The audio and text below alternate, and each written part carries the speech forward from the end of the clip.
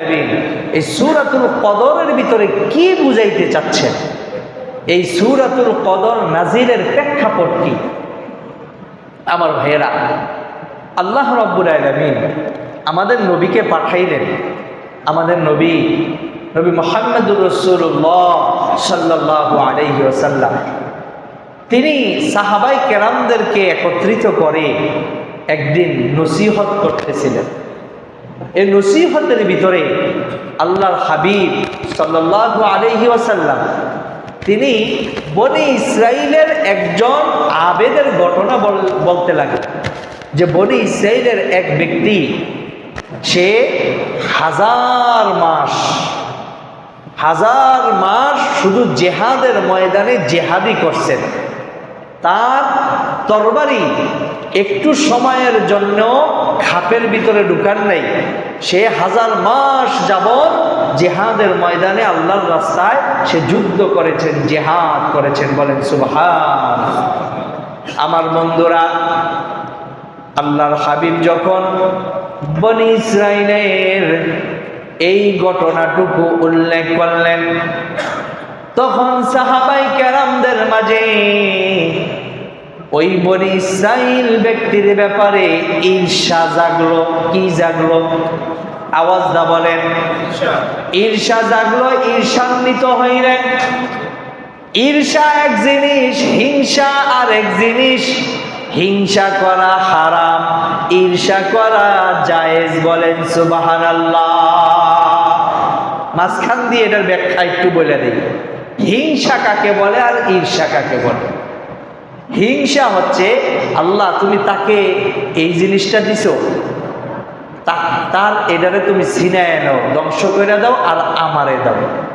এটা হচ্ছে কি? আওয়াজটা বলে। সমাজে হিংসা আছে না নাই? কেমন আছে সমাজে? ঘরে ঘরে ভাই ভাইয়ের লগে হিংসা করে। করে কি করে না? ঘরে ঘরে হিংসা, এত হিংসা। এই হিংসা থেকে আবার বদনজর আসে। হিংসা থেকে কি আসে? বদনজর আসে। বদনজর কিন্তু সত্য জিনিস। আল্লাহ রাসূল বলছেন, আন নজরু হাক্কুন, বদনজর সত্য। অন্য হাদিসে আসছে, বদনজর মানুষকে মৃত্যু পর্যন্ত পৌঁছায়া দেয়। আপনারা দেখবেন সমাজে অনেক সময় অনেক ফলের গাছ অনেক বছর যাবৎ ভালো ফল ধরতেছে, এমন বদনজর লাগছে ওই গাছটা জলে পুড়ে শুকাইয়া সে মারা গেছে। এরকম অনেক দৃষ্টান্ত সমাজে আছে না নাই? তো মানুষের প্রতিও বদনজর লাগে। এই বদনজর মানুষকে কোন পর্যন্ত পৌঁছে দেয়? আওয়াজটা বলেন। মৃত্যু পর্যন্ত পৌঁছায় দেয়। আমার বন্ধুরা, এই জন্য আমি অনেক সময় বলি, আমরা খালি মোবাইল পাইলে মোবাইলের ভিতরে খালি ছবি উড়ানের দান্দায় থাকি। যেখানে যাই সেখানেই পিক, যেখানে যাই সেখানেই সেলফি। এভাবে ছবি উঠা নিজের ছোট ছোট বাচ্চাদেরকেও ছাড়ে না। নিজের বিবি যে নাকি তার কাছে আমানত, যে নাকি তার একটা অর্ধাঙ্গিনী, তার একটা চরিত্র রক্ষা করার বড় একটি পাথেয়, ওই স্ত্রীর ছবিটা, ওই ছোট বাচ্চার ছবিটা উঠাইয়া সেটা ফেসবুকে ডেলিভারি করে দেয়। ঠিক না বেটি? এই যে কাজগুলো করতেছেন, যদি কার কাছে ভালো লাগে সেটা বলবো, ইস ছেলেটা কত সুন্দর, আমার যদি এমন একটা ছেলে হইতো, তার ছেলেটা যদি মরে যেত। ভাবে কি ভাবে না? আমার মেয়েরা, এই যে একটা নজর, হিংসা, বদনজর, এই বদনজর আপনার ছেলেরে ধ্বংস করে দিতে পারে। আমরা বইলা যাই, কিন্তু আমাদের কথা কেউই কানে না। সবাই ভাবে যে হুজুর একটা ছবি, তো এটা একটা কি ছবি। তো অনেক মানুষ আছি আমরা, দেখা যায় বিভিন্ন জায়গায় পার্টিতে যাই, খানা খাই, খানার আয়োজন করি না ভাই? অনেকে মাওয়া যায় ইলিশ খাইতে, ওই ইলিশের পিক উঠাইতেছে, ছবি উঠাইতেছে। খানা রেডি, একবার এখন খাবে কয়েক, এখন কেউ হাত ধরে না, সাজাই দিয়েছে খাবারটা, আগে ছবি উঠাইলি, ছবি উঠাইয়া ফেসবুকে ছাড়ে। দেখো বন্ধুরা, আমি আজকে কোথায় আইছি? মাওয়াতে আইছি ইলিশ ভাজা খাইতে। কে কে খাইতে চান? আবার এই কথাও বলে কি বলে না? এইভাবে আপনি সাইডা দিলেন, এই একটা খাবার আপনি সাইডা দিয়ে খাইতে বসছেন। এমনও হইতে পারে কেউ এই পিকটা দেখা তার মনে চাইলো খাবে, তার একটা বদনজর লাগতে পারে। ওই বদনজরে আপনার খাবার আর পেটে হজম হবে না, এই খাবার ডাইরেক্ট হয়ে যাবে। ঠিক না বেটি? আমার বন্ধুগণ, কেন আমরা কাজ করতেছি। এখন বলতে পারেন হুজুর, বদ নজর থেকে বাঁচা যায় কিভাবে? বাঁচার উপায় আছে না ভাই? আল্লাহ রসুল সাল্লাল্লাহু আলাইহি ওয়াসাল্লাম বলছেন, তুমি প্রতিদিন 5 ওয়াক্ত ফরজ নামাজ পড়ার পরে, কয় ওয়াক্ত ফরজ নামাজ পড়ার পরে তুমি আয়াতুল কুরসি পড়ো, তোমার জিম্মাদার স্বয়ং আল্লাহ হয়ে যাবে। সুবহানাল্লাহ। শুধু তাই না, সূরা ফালাক, সূরা নাস, সূরা ইখলাস, এই 3টা সূরা 3 বার করে 3 তিরিকা 9 বার পরে হাতে ফু দিয়ে আপনার শরীরটাকে 3 বার মুছে ফেলুন। এভাবে যদি আপনি প্রতিদিন সকালে ফজরের পরে, প্রতিদিন সন্ধ্যায় মাগরিবের পরে এবং রাতের বেলা বিছানায় যখন আপনি ঘুমাইতে যাইবেন, ওই সময় যদি এই আমলটা এই 3 সময় করতে পারেন, তাহলে দুনিয়ার যত বড় বদনজরওয়ালা থাকুক না কেন, ওই বদনজর আপনাকে কোনো ক্ষতি করতে পারবে না। আপনার ছোট্ট বাচ্চা যদি থাকে, ওই বাচ্চাগুলোকে আপনি এই সূরাগুলি পড়ে পড়ে ফুঁক দেন, পাশাপাশি একটি দোয়া পড়ে তাদেরকে ফুঁক দেন, আউযু বিকালিমাতিল্লাহি তাম্মাতি মিন কুল্লি শাইতানিন ওয়া হাম্মাতি ওয়া মিন কুল্লি আইনিন লাম্মা। এই দোয়াটা পড়ে 7 বার পরে বাচ্চাকে আপনি ফু দেন, আপনার বাচ্চার প্রতি কোনো বদ নজর লাগবে না, গ্যারান্টেড। আল্লাহর রাসূল যেহেতু বলেছে, তাহলে অবশ্যই অবশ্যই এটাই হচ্ছে সবচেয়ে বড় বদনজর থেকে বাঁচার হাতিয়ার। এর বিকল্প আর কোনো কিছু হতে পারে না। ঠিক না বেটি? আমার বন্ধুরা, এই কথাগুলি একটু নিজের হৃদয়ে হৃদয়ঙ্গম করেন, হৃদয়ের ভিতরে এগুলির লালন করেন, মনে রাখেন, আমল করেন, কাজে লাগবে ভাই। এই জামানাটায় হিংসুটে ভরা, এই জামানাটায় বদনজরে ভরা, এই জামানাটায় কালো জাদুতে ভরা, এই জামানাটার ভিতরে বিভিন্ন ধরনের শত্রুর শত্রুতায় ভরা। সুতরাং আমার আপনার সচেতন থাকতে হবে।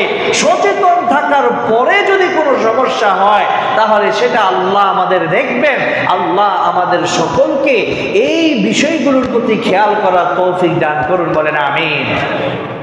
কোন কথার মধ্যে ছিলাম? দেখেন, কথা একটার সাথে আরেকটা, কোনটা জরুরি না, সবগুলি জরুরি কথা বলতেছিলাম। হিংসা কাকে বলে আর ঈর্ষা কাকে বলে? হিংসা কাকে বলে? যে অমুকের ধ্বংস করে দাও আর আমারে তার চেয়ে আরো বাড়াইয়া দাও, আমারে বানায় দাও, তাহলে এটার নামই কি? হিংসা। ওমকে সুন্দর আর আমি কালো, আল্লাহ তুমি তার এত সুন্দর বানাইছো, তার চেহারাটা পুরা দাও আর আমারে সুন্দর বানায় দাও, এটা কি? আওয়াজটা বলে। ওই লোকে 1 কোটি টাকার মালিক আর আমি মাত্র 1 লাখ টাকার মালিক, আল্লাহ এত টাকা তারে দিছো, তার সম্পত্তি তুমি ধ্বংস কইরা দাও আর আমারে তুমি তার চেয়ে বেশি সম্পদ বানায় দাও। কি এটা? বুঝা আসছে? হিংসা। এবারে ঈর্ষা। ঈর্ষা কি?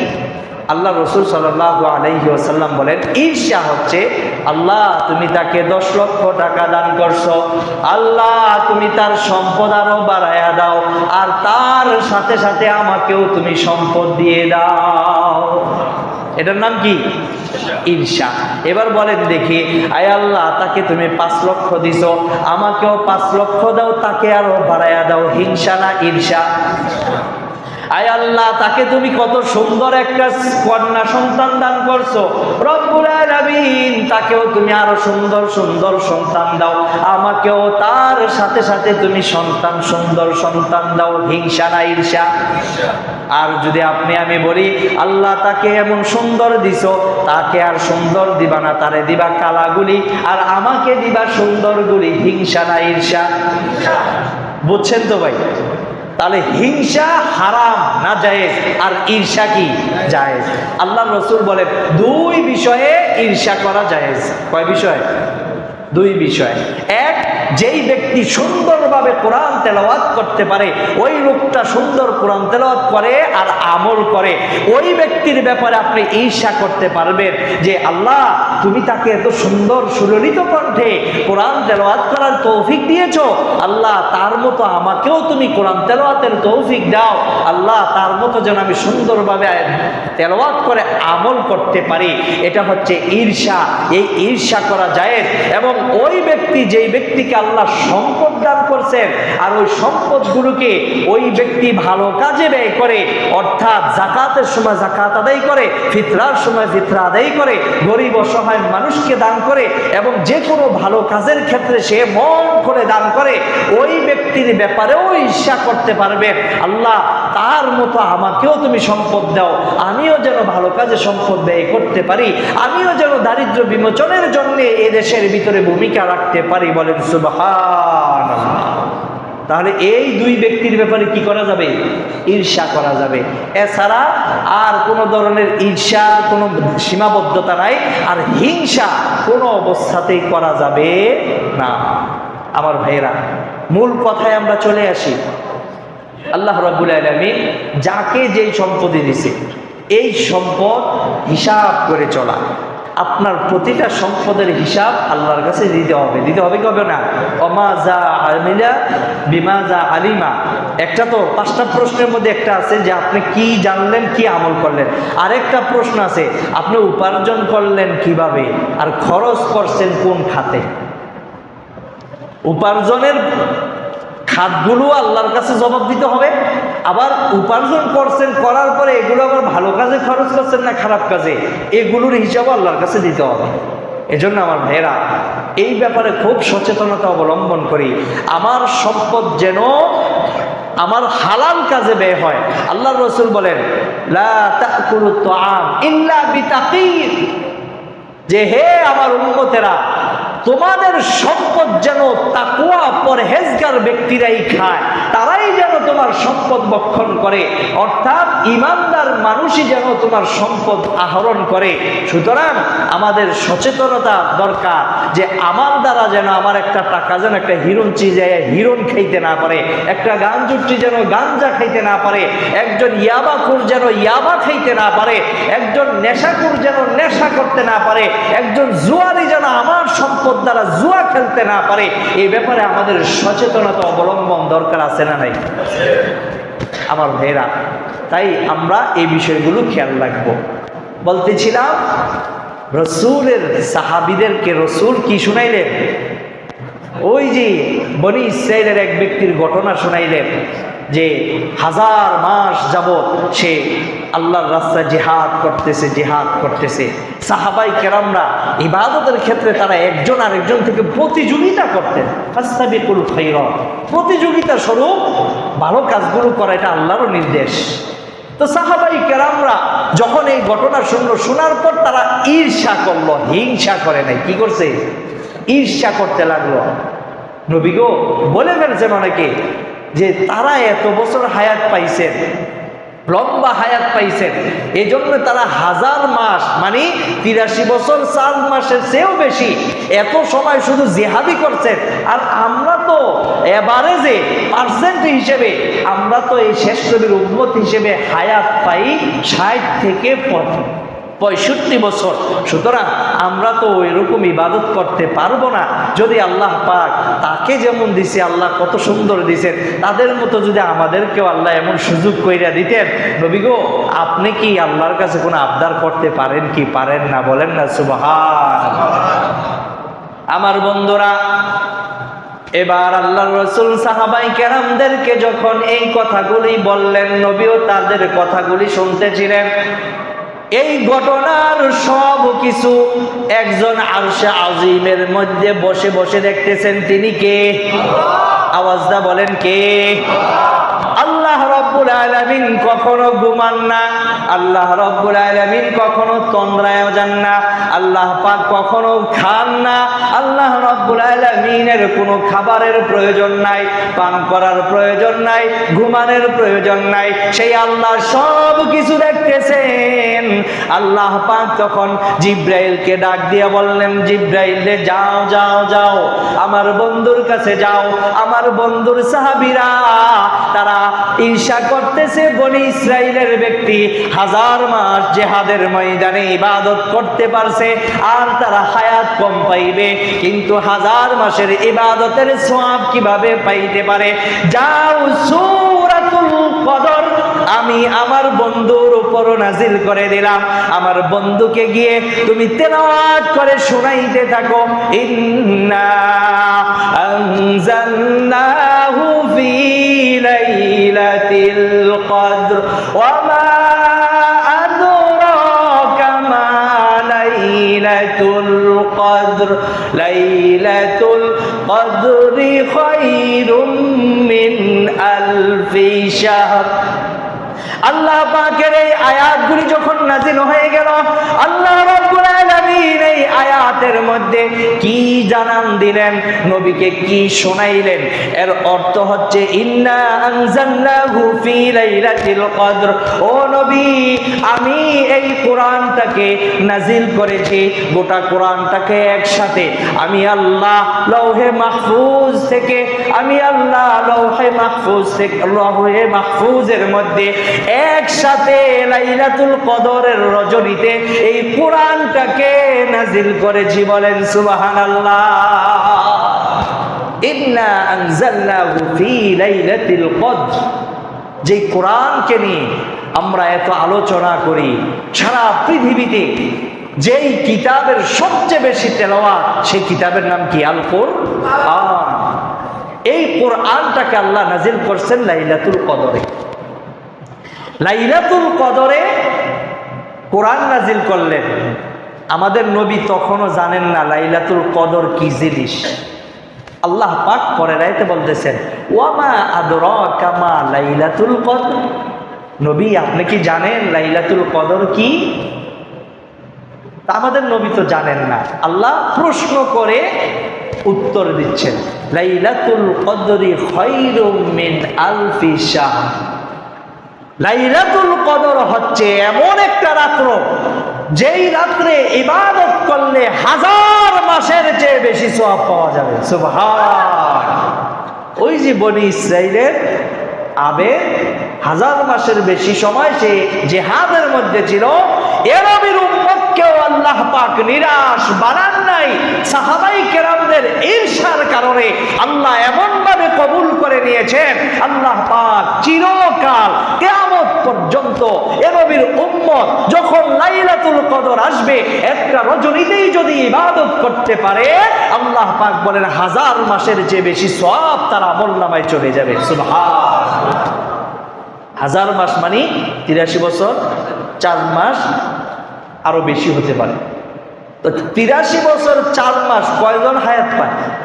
এখন তো 40 বছরও যাইতে পারে না। স্ট্রোক, প্যারালাইসিস, বিভিন্ন ধরনের রোগ বিমারে অসুস্থ হয়ে আমরা দ্রুত মারা যাচ্ছি, ঠিক না বেটি? আমার বন্ধুরা, এমন একটা লাইলাতুল কদর আমাদের সামনে চলে আসছে। আজকে আমরা রোজা রাখতেছি কত নাম্বার? 16 নাম্বার। শেষ দশকের ভিতরে লাইলাতুল কদর আছে, এবং সেটা কিভাবে আমরা তালাশ করব? এই লাইলাতুল কদর সম্পর্কে আল্লাহ রাব্বুল আলামিন নবীকে বললেন, নবী গো, আপনি আপনার উম্মতদেরকে জানাইয়া দেন, তাহাররাউ লাইলাতুল কদরি ফিল বিদনি মিনাল আশরিল আওয়াখির মিন রমাদান। আল্লাহ নবী বলতেছেন, আমার সাহাবীরা, তোমরা এই লাইলাতুল কদরের ফজিলত যদি অর্জন করতে চাও, তাহলে তোমরা রমাদানের শেষ দশকের বেজর যতগুলি রজনী আছে, এই বেজর রজনীগুলির মধ্যে তোমরা লাইলাতুল কদর তালাশ করো। কারণ ওই শেষ বেজর রজনীগুলোর কোন একটার ভিতরে আল্লাহ লাইলাতুল কদরকে রেখে দিয়েছেন। বলেন সুবহান। আমাদের নবীকে আল্লাহ পাক লাইলাতুল কদর নির্দিষ্ট করে জানাই দিয়েছিলেন যে শেষ দশকের অমুক বেজর রজনীতে লাইলাতুল কদর। তা আমাদের নবী এই সংবাদটা নিয়ে সাহাবাই কেরামদেরকে জানাইবেন। তাই আমাদের নবী তিনি বের হলেন ঘর থেকে, যে আল্লাহ জানাই দিয়েছেন লাইলাতুল কদর, আমি এটা আমার উম্মতকে জানাইয়া দেই। বাল্লিগু আন্নি ওয়ালাউ আয়া। নবীও যেমন আল্লাহর পক্ষ থেকে আল্লাহর বাণীগুলি তার উম্মতের কাছে পৌঁছাইয়া দিয়েছেন, এ নবীর প্রতিটা উম্মতের উপরেও এটা দায়িত্ব যে আমি আপনি যা জানবো তা অপরকে জানাইয়া দিব, ঠিক না বেটি? তো আল্লাহ নবী যখন এই লাইলাতুল কদরের সংবাদ নিয়ে আসতেছেন, রাস্তায় পথিমধ্যে তিনি দেখলেন দুই সাহাবী ঝগড়া করতেছে। কি করতেছে? তাদের ঝগড়া আল্লাহর হাবিব মিটাইলেন। তাদের ঝগড়া মীমাংসা করতে গিয়ে আল্লাহর হাবিব ওই নির্দিষ্ট লাইলাতুল কদর কোন তারিখে ওটা জেহেন থেকে ছুটে গেল, তিনি ভুলে গেলেন। সুবহানাল্লাহ বলবেন না? অনেকে বলবেন হুজুর নির্দিষ্ট তারিখ ভুলে গেছে, এই জায়গায় সুবহানাল্লাহ কেন? আসলে এই নির্দিষ্ট তারিখ ভুলে যাওয়ার ভিতরে বড় হিকমত আছে এবং বড় ফজিলত আছে। আমার নবী যদি ওই একদিন নির্ধারিত তারিখটা যদি আমাদেরকে বলে দিতেন, এই উম্মত কিয়ামত পর্যন্ত তারা শেষ দশকের ভিতরে 5টা যে বেজর রজনী থাকে ওই 5 বেজর রজনীতে আমল করত না, শুধুমাত্র ওই একদিনই আমল করত। আমার নবীকে আল্লাহ জেহেন থেকে ভুলাইয়া দিলেন। আল্লাহ পাক এর ভিতরে এই হিকমত রাখছেন যে এই নবীর উম্মত একদিন আমল করবে কেন, তারা 5 দিন বেজর রজনীতে তালাশ করুক, যত বেশি ইবাদত করবে ততই তো তাদের লাভ হবে। যদি ওই দিনের আশায় তারা যদি বেশি দিনের ইবাদত করে তাহলে তো এটা তাদেরই লাভ। সুবহানাল্লাহ। আমার বন্ধুরা, তাহলে লাইলাতুল কদর রমজান মাসে, অন্য কোনো মাসে না। কোন মাসে? এরপরে এই রমজান মাসের প্রথম দশকেও না, দ্বিতীয় দশকেও না, শেষ দশকে। ওই দশকের মধ্যে আবার 10 দিন না, কয় দিন? 5 দিন। আর এই 5 দিনের কোনো একদিনে লুকায়িত আছে কে? লাইলাতুল কদর। লাইলাতুল কদর পেয়ে গেলে সওয়াব কি বলেন? 1000 মাসের চেয়ে বেশি সওয়াব। 1000 মাসের চেয়ে বেশি বলা হয়েছে, 1000 মাস বলা হয়নি। 1000 মাসের চেয়ে বেশি সওয়াব যদি একটা লাইলাতুল কদর পেয়ে যায়। আমার ভাইয়েরা, একটা লাইলাতুল কদর যদি কোনো ব্যক্তি পেয়ে যায় তাহলে 83 বছর 4 মাসের চেয়ে বেশি সওয়াব আমি অটো একদিনের আমলে, এক রাত্রের আমলে আমি পেয়ে যাচ্ছি। যদি কোনো ব্যক্তি এভাবে 40 বছর হায়াত পায়, আর এই 40 বছর মধ্যে 15 বছর বাদ দেন, কয় বছর? আওয়াজটা বলেন। 15 বছর বাদ দেন, তাহলে 40 থেকে 15 গেলে থাকে কত? হ্যাঁ, 25। এই 25 বছর যদি কোনো ব্যক্তি ইবাদত বন্দিগির মধ্যে থাকে, আর সে যদি রমজান মাস পায়, আর রমজান মাসের ভিতরে বেজর রজনীগুলিতে নিয়মিত সে আমল করে, তাহলে সে তো অবশ্যই লাইলাতুল কদর পাইছে। তাহলে তার জীবনে লাইলাতুল কদর কয়টা পাইল? 25টা।